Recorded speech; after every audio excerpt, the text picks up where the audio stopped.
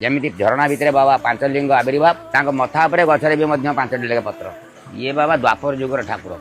जो समय ओडिशा बिहार मगध राज्य थिला से समय राजा थे जरासंध जरासंध ये पांचलिंग लुचेकी पूजा करते यही पहाड़ को आसी पंचु पांडव ये पहाड़ नाम हूँ देवगिरी पहाड़ भीम सहित युद्ध है जरासंधर जरासंध ये पहाड़ बध है पूजा बंद रहा कली जुगे भी पूजा बंद थाए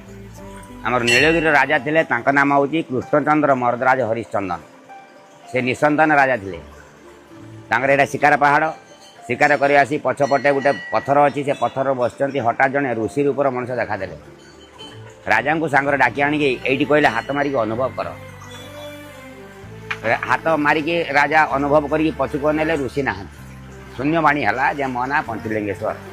यही नाम पूजा कले निश्चय संतान पाई जो शून्यवाणी शब्द देले से शून्यवाणी शब्दर चिन्ह हूँ देखो गोटे गछ गचरे गोटे डेम्फरे पांचटी लेखे पत्र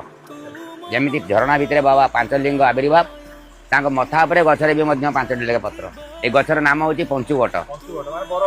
आज्ञा राजा तो पाइले पांचलिंग पाइले ठीक सब जानले किंतु नना जी बसचंती एबे भी आंकरी वंशधर प्रथम पूजा करुचंती प्रथमे पूजा करेला परे राजांकर तीन पुଅ हेले प्रजा जानिले भक्त जानिले आस्ते आस्ते भक्त माने बढ़िवार लगिले भक्त आसुचंती कामना पाई बाबा कामना मागुचंती जा हो बाबा भी दौरान क्या बेसी क्या कम दौरान किंतु बाबा समस्त सुस्थ रखी था समस्त सद्भक्ति दिंतु समस्त को नहीं निज स्थान में पहुँचेला से भक्त माने बाबा कथा मन पकता हर हर महादेव हर हर महादेव हर हर आज्ञा हाँ 25 वर्ष आज्ञा खाली यही कम नुह मोर प्रथम कम है नर नारायण चरण सेवा मोर बाबा प्रथम ड्यूटा ये देख